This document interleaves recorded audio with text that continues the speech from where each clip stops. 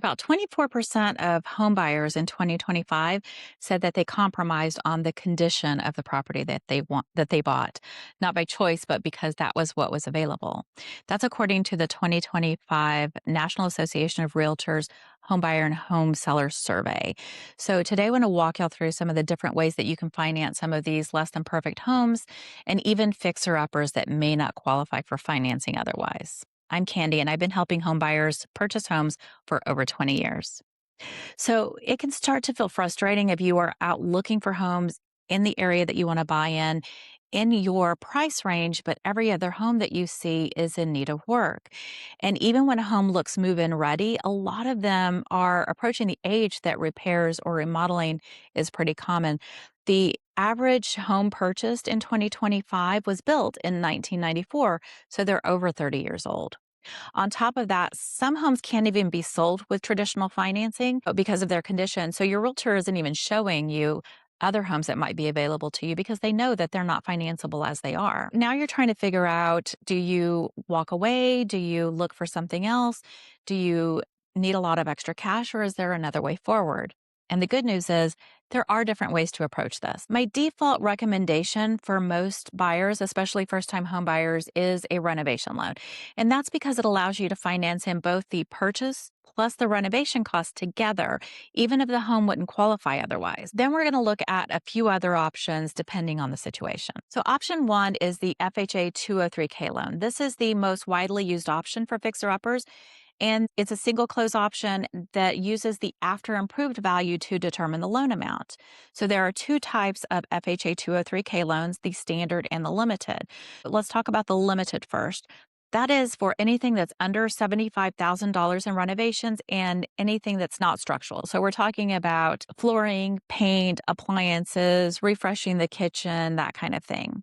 If we want to go over 75,000, or if we're looking at anything structural, then we're going to move on to the standard 203K. And this is going to be your foundation work, adding on a room, anything over 75,000, moving walls. This will also include a HUD consultant who helps to guide the process. So if you see a property that doesn't meet the minimum property standards, but it looks like a good deal, then this might give you that path forward. I worked with a family recently who found the exact right house in the neighborhood that they wanted, but it needed too much work to be financeable. So we were able to move forward with a 203K loan and get them into that home. The second option I want to talk about is a conventional renovation loan. So these are similar to FHA, but they have a little more flexibility in certain situations. You may have heard these called the Fannie Mae HomeStyle or the Freddie Mac Choice Renovation Loan. The key differences between the FHA loans and the conventional renovation loans are that they do typically require higher credit scores, but they can be used not just for your primary residence, but also for a second home or even an investment property. You can also do some items that you can't do on the FHA loan, like pools or outdoor kitchens, kind of luxury items. So if you want fewer FHA limitations, or you're putting a little more money down, then this might be the option for you. Next, I want to talk about the USDA and VA renovation loans. And yes, those are a thing. They do exist, but they are a lot less common and a lot fewer people even know about them. First off, on the VA loan, of course, you do have to be a VA eligible borrower, and you can still purchase a home with zero down. So it's 100% financing on the purchase plus the renovation. Now, the lenders all vary a little bit on this. So the credit requirements, the amount that's allowed for renovation may vary from lender to lender. And they're not typically going to be for your bigger renovation projects or structural renovations. And then we also have the USDA loan. And the USDA loan, again, you have to be an eligible USDA buyer, meaning that you have to meet the geographic and the income limitations, but that you would on a regular USDA loan. These are also going to vary when it comes to guidelines from one lender to the next. So looking at different loan amounts that are, or different renovation amounts rather, that are allowed, and also credit score requirements may vary from lender to lender, but you can usually do structural renovations on these, whereas you can't do those on VA loans. Now, the next option I want to talk about is an escrow holdback. So this is something that is actually a little smaller. These are for those smaller jobs, under $10,000. If the home is mostly in good condition and move in ready, then this can be a simple route. It allows you to close on the home, set aside the money for the repairs, either from the seller or the buyer. It does come from one of them, and then complete the work after closing. A lot of lenders only allow these on weather related repairs. So if you can't do something because it's winter and you have to wait for spring to get it done, then that money gets put aside. And then when the weather clears up, you're able to get that taken care of.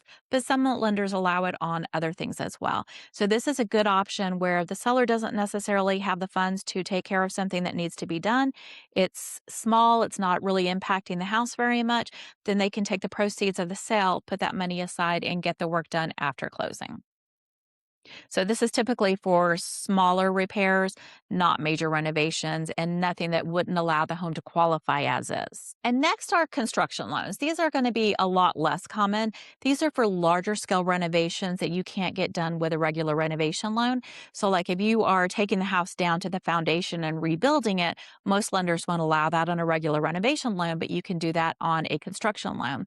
So these loans are typically short term. They're based on the future value of the home and they are converted into a permanent mortgage later on.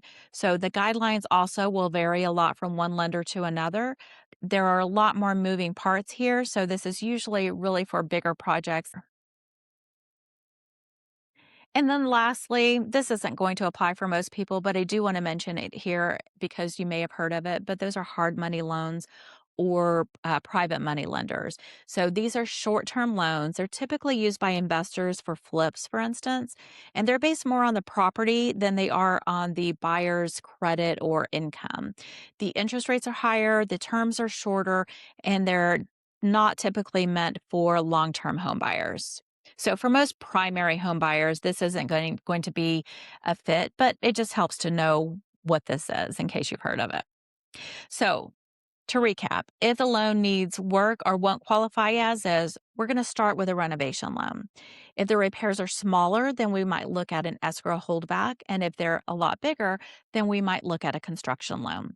From there, we just adjust everything to fit your needs. A lot of buyers are already compromising on condition, and many homes are older, which means that updates are a part of the process whether you want it or not. When you understand these options, you're not limited to what's perfect today, but you can look at what might have potential and move forward with more confidence. So if you're thinking about buying a home that needs work or you've seen one and you're not sure how to structure it, give me a call or text me or just make some time on my calendar and let's talk.